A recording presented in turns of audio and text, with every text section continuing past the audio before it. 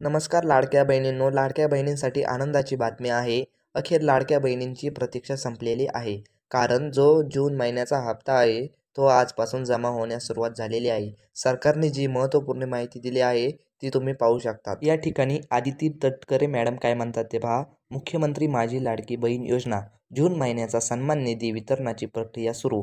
मुख्यमंत्री माझी लाडकी बहीण योजनेतील सर्व पात्र लाभार्थ्यांना जून महिन्याचा सन्मान निधी वितरित करण्याची तांत्रिक प्रक्रिया आजपासून सुरू करण्यात आलेली आहे.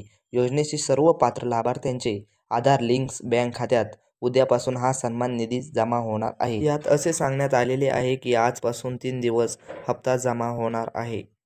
पुढे अशा प्रकारे बॅनर देण्यात आलेला आहे.